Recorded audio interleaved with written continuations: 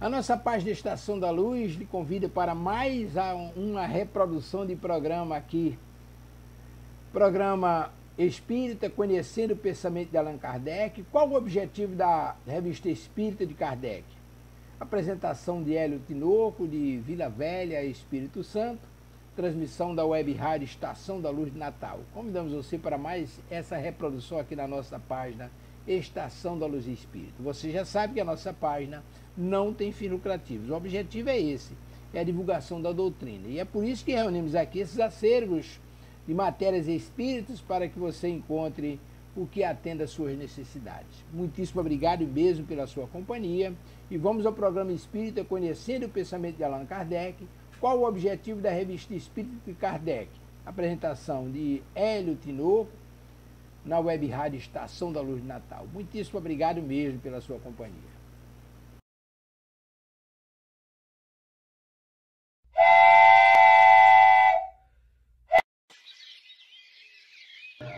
Boa noite, queridos e queridas internautas que nos acompanham essa transmissão através da Web Rádio Estação da Luz.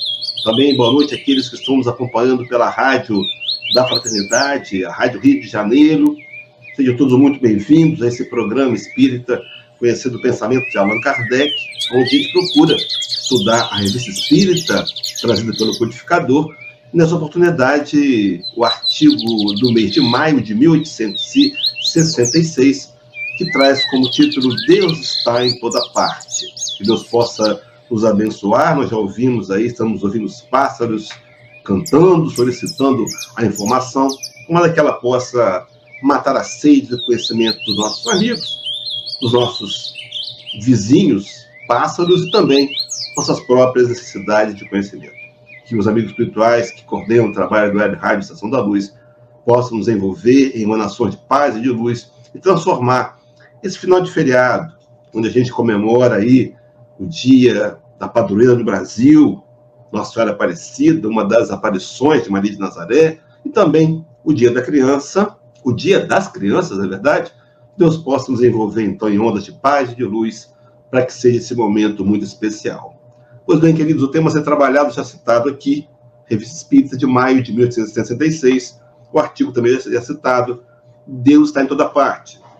E Kardec começa trabalhando esse artigo, fazendo um questionamento, talvez uma pergunta que alguns de nós possamos fazer, ou já temos feito em algum momento, e diz assim, logo no começo do artigo, como é que Deus, tão grande, tão poderoso, tão superior a tudo, pode imiscuir-se em detalhes ínfimos, preocupar-se com os menores atos e os menores pensamentos de cada indivíduo? Tal a pergunta que muitas vezes se faz. Será que Deus, na sua imensidão, na sua impossibilidade de compreendê-lo, será que ele está preocupado conosco? Há duas passagens do Evangelho de Jesus, uma delas nós encontramos em Mateus capítulo 10, versículo 30, onde está dito que até os cabelos de nossas cabeças estão contados. Como que se Deus soubesse de tudo, conhecesse tudo. Há um salmos atribuído a Davi, Salmo 139, onde o salmista dirá assim no versículo 23, sonda-me, ó Deus, conhece o meu pensamento, vê se há em mim algum caminho mau, guia-me pelo caminho eterno. Como que Davi soubesse, já entendesse naquelas épocas de que Deus sonda, ele vê o profundo do nosso ser. Mas será que Deus se preocupa de fato com a sua criatura nesses mínimos detalhes?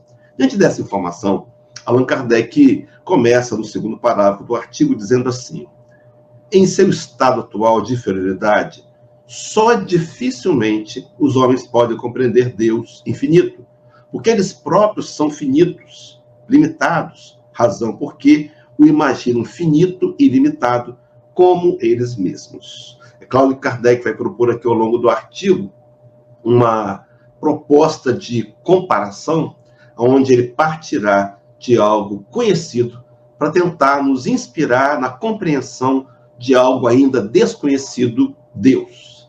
Quando Kardec, na questão número 1 do Livro dos Espíritos, indaga a espiritualidade, que é Deus? Os amigos espirituais traz uma resposta um tanto quanto limitada, evasiva, sim, distante ainda da nossa possibilidade de compreender, mas ali está dito que Deus é a inteligência suprema, é a causa primeira ou primária de todas as coisas.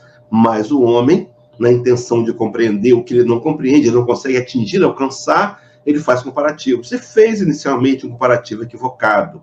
Quando buscamos a Gênesis de Moisés, capítulo 1, versículo 26 a 28, lá está dito que o homem foi feito à imagem e semelhança de Deus. Na verdade, o texto diz, façamos do homem a nossa imagem e a nossa semelhança. Esse façamos e esse nossa, Emmanuel, no livro A Caminho da Luz, nos explicará com muita propriedade que junto com o Criador do planeta Terra, Deus Todo-Poderoso, estava também um cortejo de espíritos puros e eleitos pelo Senhor Supremo do Universo. Conselho esse que preside todas as ações interplanetárias. Busque lá no capítulo 1 do livro A Caminho da Luz. Por isso, a explicação espírita para esse façamos o homem. Mas o fato é que, diante do homem feito, fizemos uma dedução equivocada. Vejam bem, meus irmãos, aparentemente lógica, no entanto, equivocada. Pois bem, se eu sou a imagem e semelhança de Deus, Deus é a minha imagem e semelhança. Criamos, então, um Deus antropomórfico, que tem mãos, coração, que olhos, que ouve, mas um Deus que também castiga, que se vinga, que guerreia. Vejam, meus irmãos, o equívoco. Mas era o primeiro ponto de partida para a evolução do pensamento religioso. Para chegarmos agora a uma outra maneira de comparar. Kardec vai propor que, diante dessa incapacidade que o homem tem de compreender a essência de Deus, e que ele não pode fazer dela senão uma visão muito parcial, Kardec propõe que a gente compare, então, Deus com o que nós conhecemos. Imaginemos espíritos mais evoluídos, aqueles que já alcançaram a camada da primeira ordem, os espíritos puros, que não reencarnam mais a não ser para trabalhar em missões, em auxílio dos Cristos.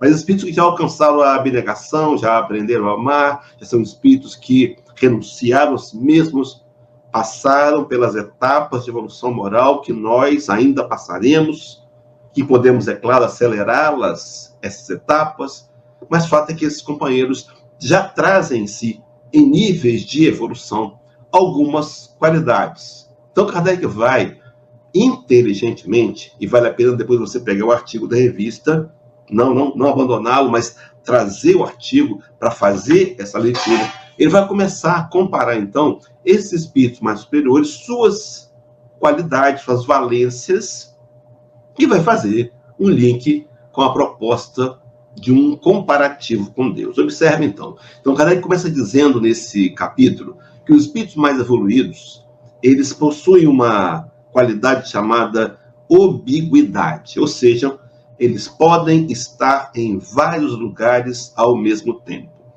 Kardec começa a trabalhar essa ubiquidade, perdão, meus irmãos, ubiquidade, quando ele começa a pensar em fluido cósmico universal.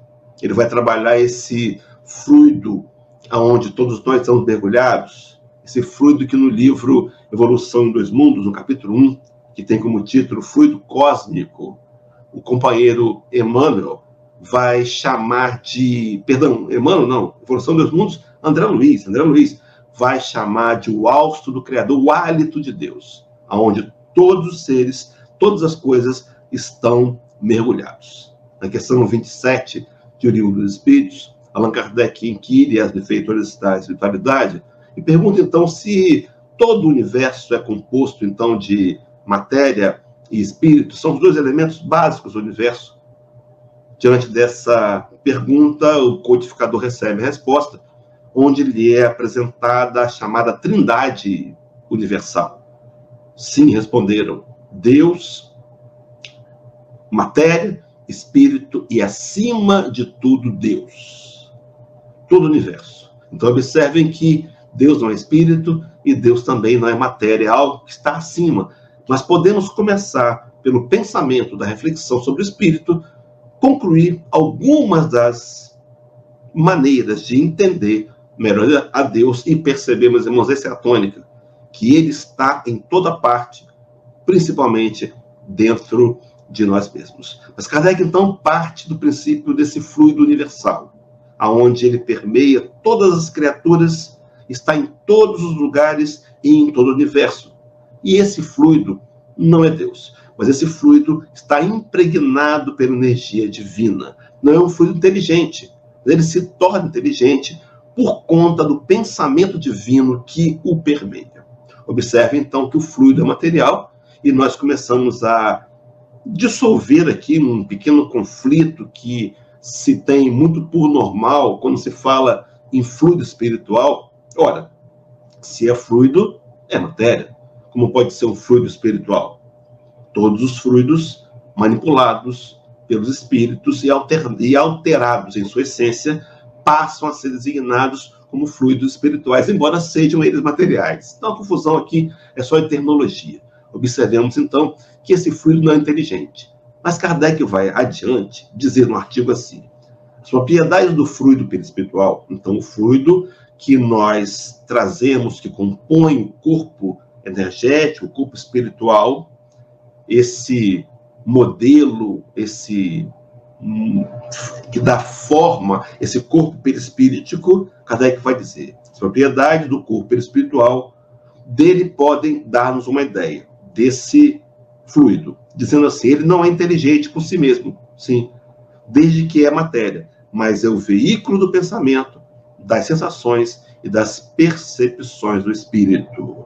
E aí vai adiante, quando ele vai dizer para a gente que, então, se o espírito traz no seu conhecimento, na sua proposta evolutiva, a possibilidade de angariar novas virtudes, e dentre elas a ubiquidade, imaginemos Deus. Se um espírito evoluído consegue estar em vários lugares ao mesmo tempo, porque Deus, ainda maior, indimensional, incomparável, conflitante com a minha limitação intelectual, não poderia estar em todos os lugares. Interessante que aqui a gente pode se reportar a fala do Cristo lá em Lucas 17, 21, onde ele afirmaria-nos que o reino de Deus está dentro de nós. A centelha divina, a centelha de Deus está dentro de cada um de nós. Interessante aqui, e seguindo nesse mesmo artigo, a gente vai avançar para quando Allan Kardec diz assim, contudo,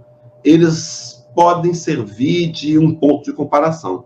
Então, os espíritos já evoluídos, superiores, servir-nos-ão como um ponto de comparação. E diz assim, o que é o espírito, o que o espírito não pode realizar senão no limite restrito? Deus, que é infinito, o realiza em proporções infinitas. Veja, meus irmãos, que lógica. Ainda esta diferença. A ação do espírito é momentânea e subordinada às circunstâncias, enquanto a de Deus é permanente. O pensamento do espírito só abarca um tempo e um espaço circunscritos, ao passo que o de Deus abarca o universo e a eternidade. Uma palavra, como os espíritos e Deus à distância do finito ao infinito. Mas damos uma ideia. Então, se os espíritos podem estar em vários lugares e ver situações em momentos diferentes, Deus, na sua potência maior, na sua soberania, na sua onisciência, pode também ver a todos e estar com todos o tempo todo. Observe, queridos, então, que isso começa a alimentar uma maneira de criar uma fé resistente às desesperanças, uma fé resistente a um pensamento infantil, onde algumas vezes nos sentimos abandonados, mas Deus está o tempo todo e estará sempre conosco. É a questão que a gente corrige numa visão do Severino Celestino, uma das observações que faz com relação às traduções da Bíblia, e ele comenta no Salmos 23, onde lá está dito no versículo 1, o Senhor é meu pastor e nada me faltará. Esse versículo mal traduzido, até porque algumas vezes, na filosofia direta, tem nos faltado algumas coisas, é bem verdade. É claro que o mais importante não nos falta, mas a tradução correta seria: O Senhor é meu pastor e nunca me faltará. Na hora da dificuldade, na hora da dor, na hora do problema mais grave, na hora de uma perda familiar, na hora dos prejuízos, Deus nunca nos faltará. E sempre, como Pai amoroso, nos orientará na direção de aproveitarmos a dificuldade e o momento para gerarmos aprimoramento moral para o espírito encarnado no corpo material, em trânsito pelo mundo das matérias. Mas voltando para o artigo, para a gente começar a aproveitar o tempo que vai passando de maneira muito acelerada, ele começa a dizer assim, logo na parte seguinte, diz assim, estamos constantemente na presença da divindade. Não há uma só de nossas ações que possamos subtrair ao seu olhar. Nosso pensamento está em contato com o seu pensamento, e é com razão que diz Deus que lê os mais profundos recônditos do nosso coração. Estamos nele e ele está em nós, segundo disse a palavra do Cristo. Nós observemos, queridos, que nessa proposta, então, de avançar nessa linha de pensamento, nesse comparativo, a gente salta um pouco no artigo que nós já comentamos aqui. Você pode, deve acessar e fazer a leitura melhor depois. Diz assim, não podemos tomar nossos pontos de comparação senão nas coisas que conhecemos. E é isso que dissemos diariamente. O olho de Deus, a mão de Deus, a voz de Deus, o sopro de Deus, a face de Deus. Bom, na infância da humanidade, o homem toma essas comparações ao pé da letra. Mais tarde, seu espírito, mais apto a aprender as abstrações, espiritualiza as ideias materiais.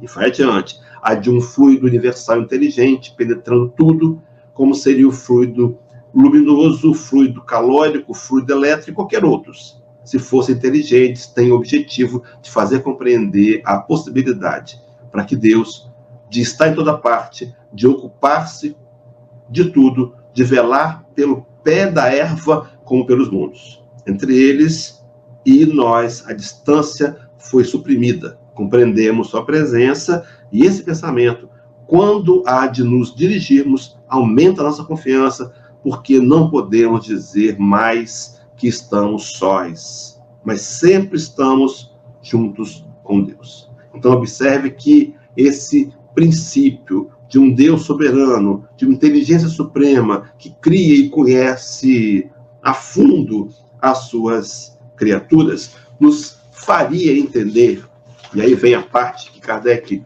começa a finalizar, de que Deus, então Deus enchendo o universo, poder-se admitir a título de hipótese que esse foco não necessita transportar-se e que se forme em todos os pontos onde a sua soberana vontade julgue conveniente produzir-se, donde se poderia dizer que está em toda parte e em parte alguma. Não dá para entender.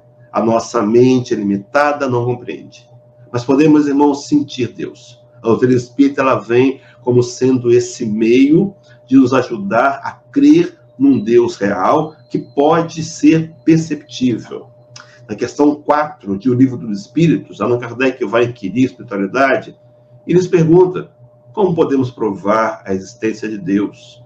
E os amigos espirituais, respondendo a Kardec pacientemente e amorosamente, uma das primeiras perguntas das 1018 do livro, eles vão responder que Deus existe e a prova é por conta de um axioma ou uma verdade absoluta que nós usamos aqui na Terra. Não há efeito sem causa. E diz assim, olhai à vossa volta e vede, tudo que não é fruto do trabalho do homem há de ser feito por um ser inteligente. A natureza prova que Deus existe. As marés, as luas, a plantação, a terra, todos os animais, nossos corpos que funcionam de maneira automática e funcional, são provas de que Deus existe e está sempre presente de nós. Allan Kardec vai adiante e ele desdobra ainda mais, dizendo assim, diante desses problemas, então, insolúveis de questionar como podemos sentir, saber de Deus, por que, onde ele está e como é que sabe todas as coisas, nossa razão deve humilhar-se.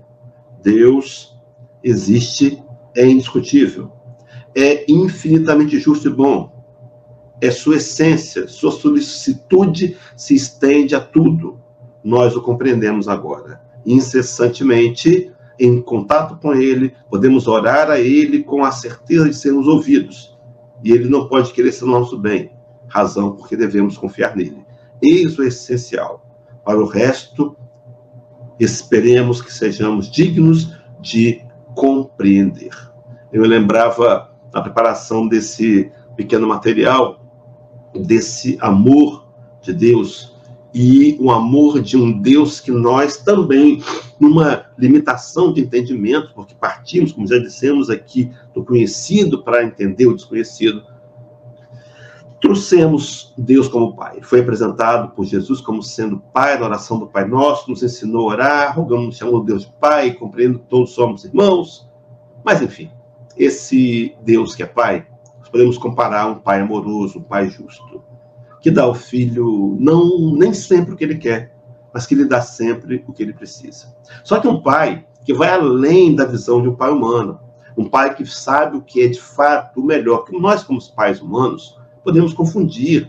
Nós imaginamos que, por exemplo, querer que um filho se forme na universidade seja o melhor para ele, quando na verdade ele tem outras aptidões, outras propostas pessoais. E muitas vezes nós, trazendo aquelas marcas de autoritarismo, uma paternalista, do machismo que ainda impera na sociedade aqui em que vivemos, a gente acaba meio que querendo obrigar os filhos, porque imaginamos que aquela proposta de uma universidade, de um curso superior, abrirá portas para que ele possa encontrar a prosperidade material. Nem sempre. Talvez a faculdade lhe sirva até como meio de angariar recursos de dentro do patrimônio intelectual, mas nem sempre. E o mais importante, meus irmãos, é a felicidade, para que eles possam encontrar o caminho de sentirem-se felizes. Nós sabemos que, embora importante seja encaminhar os filhos na educação formal, mas importante ainda é apresentá-los a Jesus.